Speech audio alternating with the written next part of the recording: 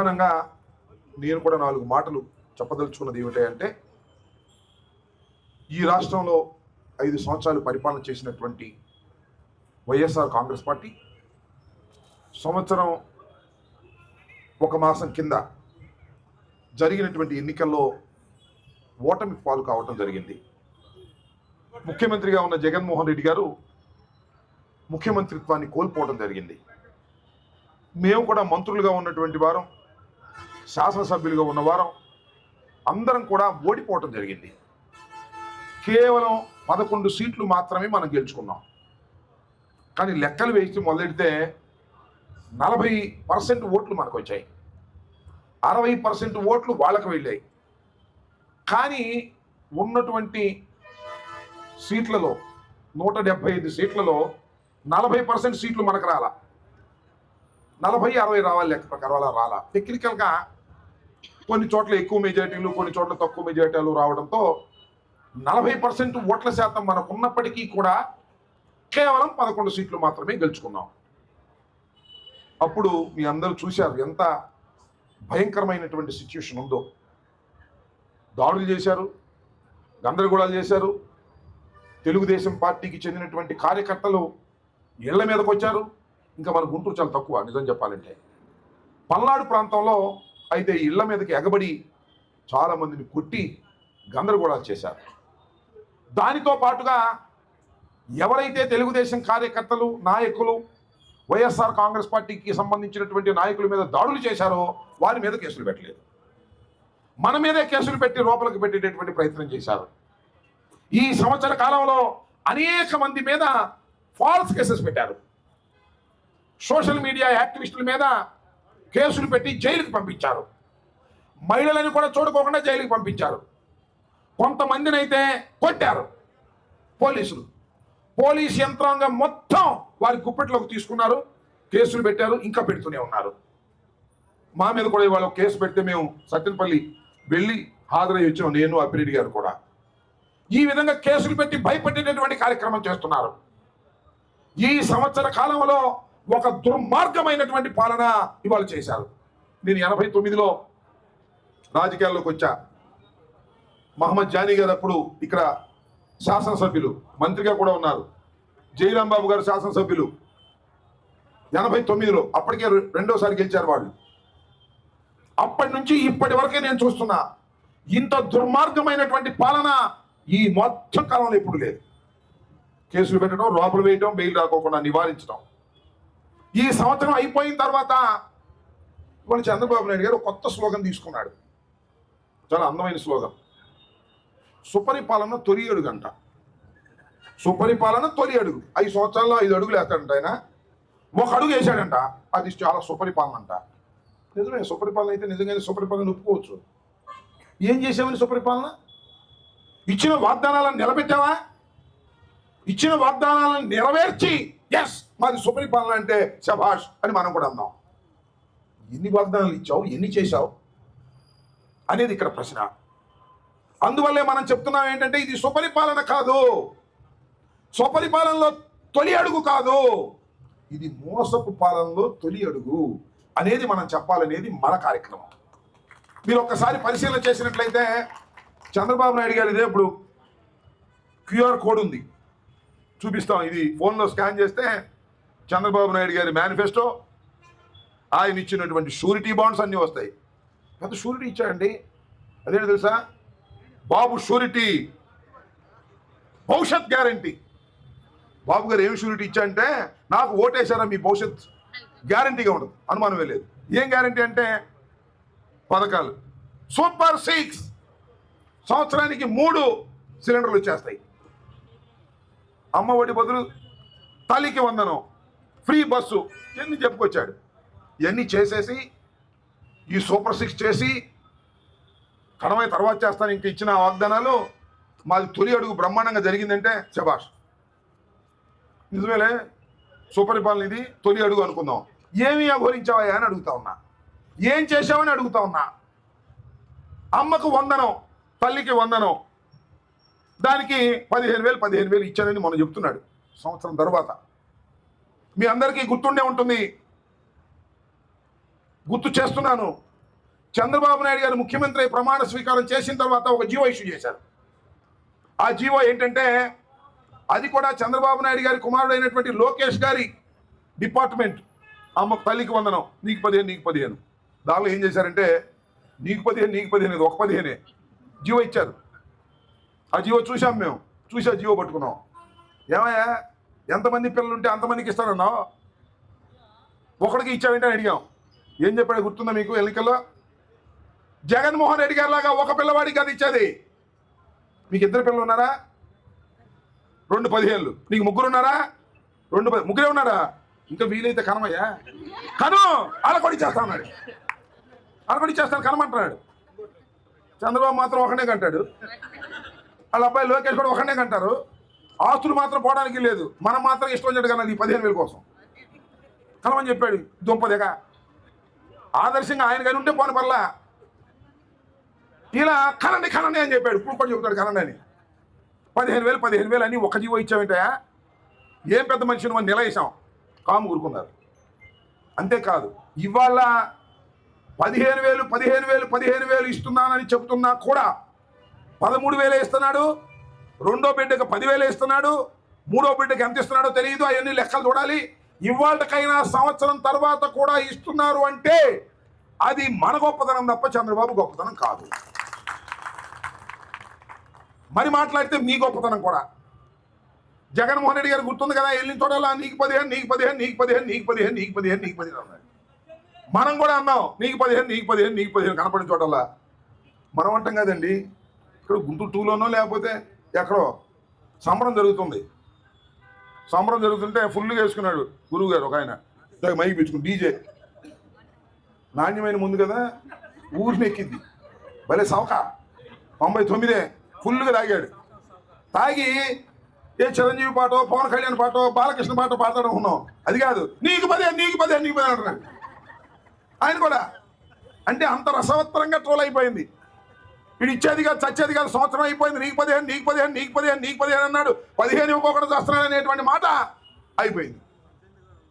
ఇక చంద్రబాబుకి చేరేది కదా, ఎంత లేదని ఇంటెలిజెన్స్ వ్యవహారం ఎంత ఉంది. ఎక్కడికి వెళ్ళినా 15,000 అన్నాడు. ఎమ్మెల్యే కూడా వెళ్ళి మొరపెట్టుకుంటే ఏమన్నా తిడుతున్నారండి ఆడవాళ్ళు కూడాను. 15,000 ఇంతవరకు ఇవ్వలేదు, సంవత్సరం అయిందంటే ఎట్లా కూడా చేసి ఇద్దామని మొన్న జీవో పాస్ చేశాడు. ఇచ్చాడో ఇవ్వలేదో లెక్క చూస్తే కానీ తెలియదు. ఇంకా నాకు తెలిసి ఇవ్వడు.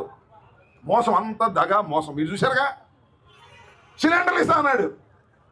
అందరూ తెలుసుగా, సంవత్సరానికి 3 సిలిండర్లు. ఇప్పుడు సంవత్సరం అయింది, 3 అందినాయి ఎవరికన్నా. 2వది కాదు 1 ఇచ్చాడు. అందరికి ఇవ్వలా, కొంతమందికే ఇచ్చాడు. మీకు ఒక లెక్క చెప్తా. ఈ రాష్ట్రంలో 1,59,00,000 కనెక్షన్లు ఉన్నాయి. 1,59,00,000 కనెక్షన్లు ఉంటే 30,000కో 40,000కో ఇచ్చేసాను అన్నాడు. ఇలాంటి ఆయన మన సుబ్బమ్మకి ఏమయ్యా మాకు ఇవ్వలేదంటే, సుబ్బమ్మ నీ నాలిక మందం నన్ను అంటానికి లేదంట. ఎవరైనా ఏమన్నా మాట్లాడితే అంటే నాలిక మందం అంట. మన చంద్రబాబుకు మాత్రం నాలిక బలే పల్చనా. ఆడిన అబద్ధం ఆడకుండా ఆడేస్తాడు. ఏమి లేదు, అన్ని దొంగబద్దాలే. ఇవాళ చెప్తున్నాడు ఆ 2 కాజేశారులే 13. ఇంకో విషయం చెబుతున్నా సుబ్బమ్మ, మనం 13,000 ఇచ్చాం. మనం కూడా 15,000 ఇచ్చి 1,000 రూపాయలు స్కూల్కి డిపాజిట్ చేశాం. మరొక 1,000 టాయిలెట్లకి ఇచ్చాం. వాడు దుంపదేగా ఆ లోకేష్ ఏమన్నాడు తెలుసా, ఈ 2 కూడా జగన్మోహన్ రెడ్డి గారు కొట్టేస్తున్నాయని చెప్పాడు. మేము వస్తే 15,000 ఇస్తామన్నారు. ఏమయ్యా ఇచ్చామంటే ఈయన కూడా 2 కట్ చేశాడు. మరి అసలు స్కూల్ కూడా రావట్లా, ఎక్కడ పోతున్నాయో తెలియదు. ఏళ్ళ ఖాతాలోకి పోతున్నాయో మరి నాకు తెలియదు. తెలవంది మనం అంటాం బాగోదు. ఈ లోకేష్ అలా నన్ను ఇవాళ 13,000 ఇస్తున్నాడు. సిగ్గులేదంటే లోకేష్ నీకు? మమ్మల్ని అన్నావుగా. ఈ రకంగా పచ్చి మోసాలు చేసేటటువంటి కార్యక్రమం ఇవాళ చంద్రబాబు నాయుడు గారు చేస్తున్నారు. ఆ పచ్చి మోసాలు చేసేటటువంటి కార్యక్రమం చంద్రబాబు నాయుడు గారు చేస్తున్నారు కాబట్టి ఆయన ఇవాళ ఇంటింటికి వెళ్ళమంటున్నాడు. ఎమ్మెల్యేలని వాళ్ళ నాయకులు వెళ్ళి సుపరిపాలన తొలి అడుగు చంద్రబాబు నాయుడు గారిది అని చెప్పమంటున్నాడు. మరి నాకు తెలిసి ఎవడు వెళ్ళట్లా, వెళ్తే తిడుతున్నారు అనుకుంటే ఎక్కడెక్కడ సర్దుకుని వచ్చేస్తున్నారు. అలాంటి దుర్మార్గమైనటువంటి పాలన ఇవాళ చంద్రబాబు నాయుడు గారు చేసేటటువంటి కార్యక్రమం చేస్తున్నాడు. కాబట్టి జగన్మోహన్ రెడ్డి గారు మనందరికీ ఏం చెప్పాడే అంటే, అయ్యా చంద్రబాబు నాయుడు గారు మోసం చేస్తున్నాడు, మోసం చేస్తున్నటువంటి చంద్రబాబు నాయుడు గారి మోసాలన్నింటినీ కూడా రాష్ట్ర ప్రజానీకాన్ని దగ్గరికి తీసుకువెళ్ళవలసినటువంటి బాధ్యత మన మీద ఉన్నది. జిల్లా అధ్యక్షుడిగా నా మీద, సమన్వయకర్తగా నూరి ఫాతిమా మీద, మీరందరూ వైఎస్ఆర్ కాంగ్రెస్ పార్టీ కార్యకర్తలుగా మీ మీద, అందరి మీద ఇలాంటి కార్యక్రమాన్ని చేపట్టి ప్రజల మధ్యకు తీసుకువెళ్ళాలి అనేటువంటి ఒక దృక్పథంతో మనకి ప్రోగ్రాం ఇచ్చారు. బాబు గ్యారంటీ, బాబు షూరిటీ, భవిష్యత్ గ్యారంటీ కాదు, మోసం గ్యారంటీ. ఏం అనుమానం లేదు. బాబు ఏమి షూరిటీ ఇస్తాడంటే ఎన్నికలకు ముందు మోసాన్ని గ్యారంటీ చేసేస్తాడు. ఇదేం కొత్త కాదు. ఎందుకు నమ్మారో ప్రజలు నాకు అర్థం కావట్లా. 2014లో మేమందరం పోటీ చేసినప్పుడు సత్యనపల్లిలో నేను పోటీ చేశా, అప్పుడేమో గుంటూరు 2లో పోటీ చేశాడు, 1లోనేమో వీళ్ళ నాన్న పోటీ చేశాడు. మీ ఇద్దరు ఓడిపోయి వాళ్ళ నాన్న గెలిచాడు. ఓటు క్యాచర్ బాగా క్యాచ్ చేస్తాడు, ఓటుని బ్రహ్మాండంగా దండాలు పెట్టి గెలిచాడు. మీ ఇద్దరు ఓడిపోయాం. 67 సీట్లు మాత్రమే వచ్చాయి. ఆ రోజు చంద్రబాబు ఏం చెప్పాడో తెలుసా? రైతు రుణమాఫీ, రైతులకు రుణం మాఫీ చేసేస్తా, 84,000 కోట్ల రూపాయలు ఉన్నాయి, అయినా చేసేస్తా. అడిగారు చాలామంది తెలిసిన వాళ్ళు, నా బోటోళ్ళు, మేధావులు. ఏమయ్యా చంద్రబాబు, రాష్ట్రం విడిపోయింది, ఆదాయాలు తగ్గిపోయాయి, 85,000 కోట్ల రూపాయలు ఎలా చేస్తావయ్యా చంద్రబాబు, ఇది అయ్యేది కాదు కదా అంటే, ఎవరొకరు, నేను ఎకనమిస్ట్ని, ఎంఏ ఎకానమిక్స్ చదివా, నాకు అసలు ఓటేయండి, రద్దు చేయకపోతే అప్పుడు అడగండి. ఏ సుబ్బమ్మ ఏంటి మెల్ల బంగారం లేదు, మీ ఆయన బ్యాంకులో పెట్టుకున్నాడా?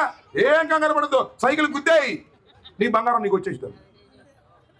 జగన్మోహన్ రెడ్డి గారు, రాజశేఖర రెడ్డి గారి టైంలో రుణమాఫీ చేస్తే ఫోన్ చేసేవాళ్ళు బ్యాంకు వాడు, సుబ్బమ్మ నీ బంగారం తీసుకెళ్ళామా, డబ్బు కట్టాల్సిన అవసరం లేదు, రాజశేఖర రెడ్డి గారు రద్దు చేశారు అని చెప్తే అందరూ తీసుకెళ్ళిపోయారు. అట్టగైది కావాలనుకున్నారు, మోసపోయారు.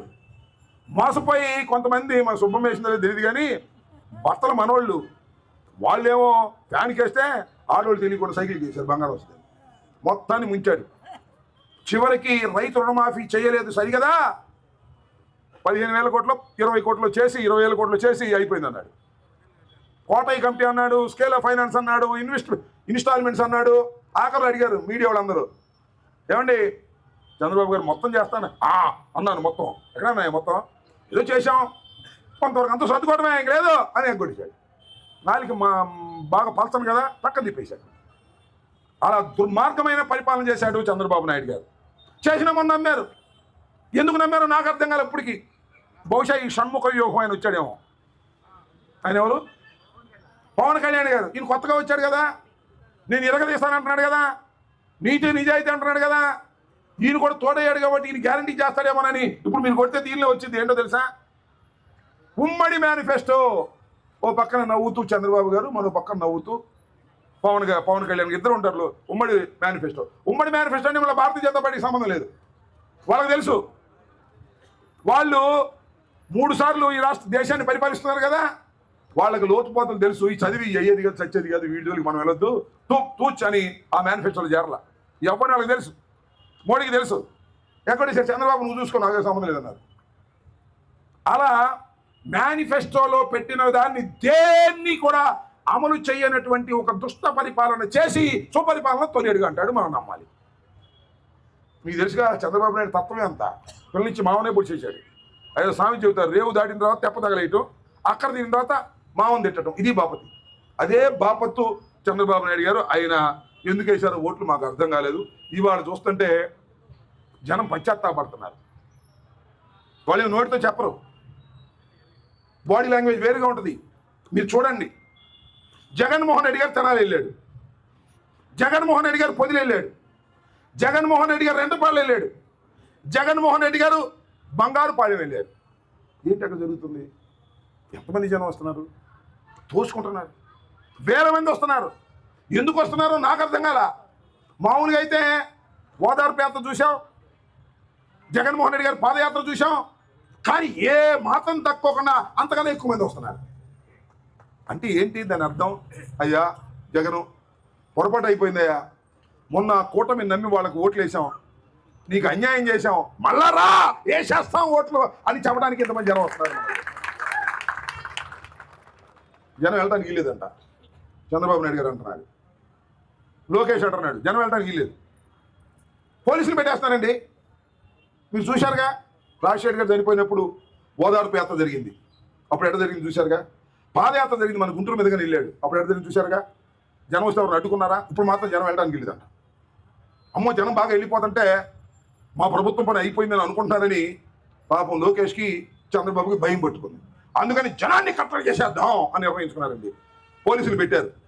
మొన్న సత్యనపల్లిలో 1300 మంది పోలీసులు పెట్టారండి. 1300 మంది పోలీసులు, 40 మంది సీఐని పెట్టారు, నర్సైల్ని 20 మంది సీఐని పెట్టారు, 4 అడిషనల్ ఎస్పీలు పెట్టారు, 2 ఎస్పీలు పెట్టారు. ఇంతమంది బలగాలను పెట్టారు. యుద్ధమే, పాకిస్తాన్ మీద యుద్ధంకి వెళ్ళినట్టుగా పెట్టారు. సత్యనపల్లి ఇంటింటికి కాపలా పెట్టారు. సత్యనపల్లి ఊరూరు పంపించారు. ఏంది అబ్బాయి మన ఊరు పోలీసులు వచ్చారేంది అని అడిగారు. జగన్ గారు వస్తున్నాడంట. అప్పుడు దాకా వాళ్ళకి తెలియదు బాబు. జగన్ గారు వస్తున్నారంట. వస్తే వీళ్ళు ఎందుకు వచ్చారు? మనం వెళ్ళకూడదంట.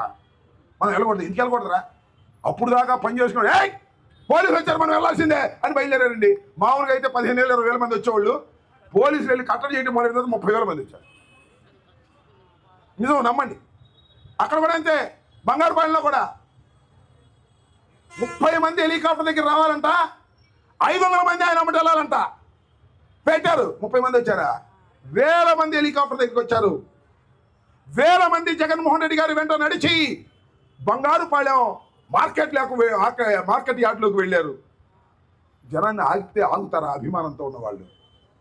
అంత అద్భుతంగా జగన్మోహన్ రెడ్డి గారి పరిపాలన చూసి ఇవాళ తప్పు చేశామని భావించి ఇవాళ జగన్ వెంట జనం పడుతుంటే చూసి సహించలేక పోలీసు బలగాలను అడ్డం పెట్టి ఏదో ఆపాలని ప్రయత్నం చేస్తే ఆగేదా? ప్రజా వెల్లువ అని అడుగుతా ఉన్నా. ఉప్పిన వస్తే గోడ కట్టి ఆగిద్దా? గోడ కూడా కొట్టుకుపోద్ది. అదే సంగతి. మీకు ఆశ్చర్యం ఏంటంటే అక్కడ ఒక ఎస్పీ గారు ఉన్నాయండి, మణికంఠన్ ఆయన పేరు. జగన్మోహన్ రెడ్డి గారు మీటింగ్కి వెళ్తే రౌడీ షీట్ పెడతా ఉంటున్నాడు. జగన్మోహన్ రెడ్డి గారు వెళ్తుంటే జనాన్ని ఎవరన్నా తీసుకెళ్లారా రౌడీ షీట్ పెడతా ఉంటున్నాడు. బుర్రందో పోయిందో నాకు అర్థం కాదా. Is IPS officer, Indian police సర్వీస్లో సెలెక్ట్ అయినటువంటి వ్యక్తి. చంద్రబాబు చేస్తే రౌడీ షీట్లు పెడతాడు. రౌడీ షీట్ పెట్టాలంటే ఏంటి? అఫెండర్ అయి ఉండాలి, హ్యాబిచువల్ అఫెండర్ అయి ఉండాలి. ఒక రూల్ ఉంది. రౌడీ మామూలు వసూలు చేసేవాడు అయి ఉండాలి, అనేకమైన క్రిమినల్ కేసుల్లో ఉండాలి, గ్రేవ్ అఫెన్సెస్లో ఉండాలి. ఇవేం లేదు. జగన్మోహన్ రెడ్డి గారు వస్తే మీటింగ్లోకి వెళ్ళారా? రౌడీ షీట్ పెడతా. జగన్మోహన్ రెడ్డి గారుకి జనాన్ని సమీకరించారా? రౌడీ షీట్ పెడతా అని అనేస్తున్నాడు. చట్టం ఏమైపోయిందో నాకు అర్థం కానటువంటి పరిస్థితిని మనం చేస్తున్నాం. అంటే పోలీసు యంత్రాంగాన్ని ఎంతగా ఉపయోగించి మన మీద దాడులు చేయాలని ప్రయత్నం చేస్తున్నాడో చంద్రబాబు, లోకేష్ దీన్ని బట్టి అర్థమవుతుంది మనం చేస్తున్నాం. ఏం చేస్తారండి నాకు అర్థం కాల. కేసులు పెడతారు. పెడితే ఏమైంది? మేము ఎదుర్కోలేవా? సామాన్యులు ఏదో భయపడతారు కానీ వాళ్ళకి మేము అండగా ఉంటాం. రాంబాబు మీద కేసు పెడితేను, అప్రెడ్డి మీద కేసు పెడితేను, లోపల పెడితేను మేమేమి భయపడి పారిపోతామా? ఇప్పుడు వచ్చామండి మేము రాజకీయాల్లోకి. 1989లో రాజకీయాల్లోకి వచ్చాం. 2 సార్లు శాసనసభ్యుడిగా చేశా, ఒకసారి మంత్రిగా చేశా. రాజశేఖర రెడ్డి గారు చనిపోయిన తర్వాత జగన్మోహన్ రెడ్డి వెంట నడిచి వచ్చిన వాళ్ళలో నేను ఒకడిని. ఆ రోజు సిబిఐ కూడా పిలిచారు, డోంట్ కేర్ అని వెళ్ళా. వాళ్ళు నా మీద కేసులు పెట్టారు, అరెస్ట్ చేస్తామని బెదిరిస్తారు ఇండైరెక్ట్గా. వీ డోంట్ కేర్, పెట్టుకుంటారు బాబు అని చెప్పా. అంతేకాదు మళ్ళీ చెప్పా, ఓ పోలీసులారా మీరు వచ్చి అర్ధరాత్రి పూట మా తలుపులు తట్టి మా పిల్లల్ని మా ఆవిడ్ని బెదిరించడం ఎందుకురా? టైం చెప్పండి, బట్టలు సర్దుకు వస్తాం, లోపల పెట్టండి అని చెప్తున్నా. ఏమి జడిసేటువంటి ప్రశ్నే లేదు. చట్టం మనం తప్పు చేసే ప్రశ్నే లేదు. పోలీసు యంత్రాంగాన్ని మొత్తాన్ని ఉపయోగించుకొని ఇవాళ వైఎస్ఆర్ కాంగ్రెస్ పార్టీని అణచాలని అనుకుంటే అణిగేటటువంటి రాజకీయ పార్టీ కాదిది. డాక్టర్ వైఎస్ రాజశేఖర రెడ్డి మరణం తర్వాత ఎన్నో కష్టాలకు నష్టాలకు ఎదుర్కొని జగన్మోహన్ రెడ్డి గారు 16 మాసాలు జైల్లో ఉన్న మొక్కవోని ధైర్యంతో ముందుకు సాగినటువంటి ఈ రాజకీయ పార్టీని చంద్రబాబు నువ్వు కాదు, నిన్ను పుట్టించిన మీ నాన్న వచ్చినా కూడా ఏమి చేయలేడనేది కూడా గుర్తుపెట్టుకోమని మనం చూస్తున్నాం. కాబట్టి ఈ దుర్మార్గమైనటువంటి పరిపాలన, ఈ దుర్మార్గమైన పరిపాలన ఎదుర్కోవాల్సినటువంటి బాధ్యత మీ అందరి భుజస్కంధాల మీద ఉందని మనం చేస్తున్నా. దేనికి భయపడవలసినటువంటి అవసరం కూడా లేదని మనం చేస్తున్నా. మీకు అండగా దండగా నేను, అప్పిరెడ్డి, అదేవిధంగా నూరి, ఫాతిమా మేము అందరం ఉన్నామని కూడా మనం చేస్తున్నా. ఎక్కడ వెనకడుగు వేసే ప్రశ్నే లేదు అనేది కూడా ఈ సందర్భంగా నేను చెప్పదలుచుకున్నా. ఎన్ని కుట్రలన్నీ మా మీద కేసులు పెడతారు, సోషల్ మీడియా యాక్టివిస్టుల మీద కేసులు పెడతారు. ఇందాక అమ్మాయి చెప్పింది, మనకు సాక్షి ఛానల్ ఉంది. రాజశేఖర రెడ్డి గారు ముఖ్యమంత్రిగా ఉన్నప్పుడు సాక్షి ఛానల్ని ప్రారంభించారు. మనకి ఒక ఛానల్ కావాలి, వాస్తవాలను తీసుకువెళ్ళలేకపోతున్నాము. ఇవాళ ఏబిఎన్, TV5, ఈనాడు ఇవన్నీ కూడా చంద్రబాబు నాయుడు మేనేజ్ చేస్తున్నాడు, మన గొంతుకు నొక్కేస్తున్నాడు. కాబట్టి మనం కూడా ఒక ఛానల్ పెట్టాలని సాక్షి ఛానల్ పెట్టాం. ఆ సాక్షి ఛానల్ అన్ని చోట్ల ప్రసారాలు వస్తున్నాయి. మన నుంచి ఆపేశారండి, అన్ని చోట్ల ఆపేశారు. గుంటూరులోనే కదా అన్ని చోట్ల ఆపేశారు. నేను మనవి చేస్తున్నా, ఇది ధర్మమేనా? మన ఇష్టమైతే చూస్తాం, లేకపోతే మనకు ఆపేస్తున్నారు. మన ఇంట్లో కేబుల్ ఉంటే దానికి రావట్లా, మన దగ్గర డబ్బులు మాత్రం తీసుకుంటున్నారు. నేను త్వరలోనే మనవి చేస్తున్నా, సాక్షి ఛానల్ వీక్షకుల సమావేశాన్ని కూడా ఏర్పాటు చేయాలని మేము అనుకుంటున్నాం. దానికి అప్పిరెడ్డి గారిని, అమ్మాయిని అందరినీ సంప్రదించి చేస్తాం. ఈ లోపల మీ అందరికీ చెప్పదలుచుకుంది ఒక్కటే, మీ కేబుల్ ఆపరేటర్కి చెప్పండి, సాక్షి ఛానల్ రాకపోతే ఏమండి మీరు మర్చిపోతున్నారు 40% ఓట్లు మనవి. ఎంత? 40% ఓట్లు మనవి. మనకు సాక్షి ఛానల్ చూపించకపోతే మేము బిల్లు కట్టాం. నెంబర్ 1. అయినా సరే చూపించలేదు, మార్చేస్తాం. టాటా స్కైకి వెళ్తాం, లేకపోతే ఇంకో స్కైకి వెళ్తాం, మాట్లాడదాం, అన్నీ మాట్లాడదాం, వాళ్ళతో చౌకగా మాట్లాడదాం. దీనికన్నా చౌకే అది. అవసరమైతే దానికి టర్న్ అవుదాం. నిజమైనటువంటి వైఎస్ఆర్ కాంగ్రెస్ కార్యకర్త సాక్షి ఛానల్ లేకపోతే ఆ కేబుల్ నుంచి దూరం కావాలి. అవసరమైతే వేరే స్కైల్ పెట్టుకునేటువంటి ప్రయత్నం కూడా చేయాలి. ఇది ప్రారంభించాల్సినటువంటి అవసరం ఉందని కూడా ఈ సందర్భంగా నేను మనవి చేస్తున్నా. మీ ఇష్టానండి, మేము డబ్బులు కడుతున్నాం, మాకు కావాల్సిన ఛానల్ మాకు చూపించండి. ఈటీవీ చూసేవాడు ఈటీవీ చూస్తాడు, TV5 చూసేవాడు TV5 చూస్తాడు, ఏబిఎన్ చూసేవాడు ఏబిఎన్ చూస్తాడు, ప్రైమ్ 9 చూసేవాడు ప్రైమ్ 9 చూస్తాడు, NTV చూసేవాడు NTV చూస్తాడు. ఇవన్నీ చూపించి మాదొకటి దాపేస్తున్నాడు. ఏంటి ఉద్దేశం? ఇదేమన్నా మోనార్కమా? అరే భాయ్, మనకి 40% ఓట్లు ఉన్నాయి, 40% జనం ఉన్నారు. మమ్మల్ని నువ్వు ఆపలేవు అని చెప్పవలసినటువంటి బాధ్యత ఉన్నది. దానికోసం మనం రంగం సిద్ధం చేసుకోవాలని కూడా ఈ సందర్భంగా నేను చెప్పదలుచుకున్నాను. అన్ని చోట్ల ఇక్కడే కాదు, గుంటూరు దానిలో ప్రథమం కావాలి. మన చూసి కళ వాళ్ళు మొదలెట్టాలి పార్టీ వాళ్ళని కూడా మనం చేస్తున్నాం. వాన బట్టి పండుగ అమ్మాయి కంగలేదు, అయిపోవచ్చింది లేదు, మొక్క ములిసిపోతాయండి. ఓకే, కాబట్టి వర్షం కూడా వస్తుంది ఇవాళ. ఖచ్చితంగా టైం ఇచ్చింది మనకి, వర్షం చిన్నగా పడుతుంది. కాబట్టి మీ అందరికీ మనవి చేసేది ఒక్కటే, గుంటూరు 1 and 2 1 గెలుస్తూ వచ్చారు 2 సార్లు, మొన్న ఓడిపోయారు, అందరూ ఓడిపోయారు.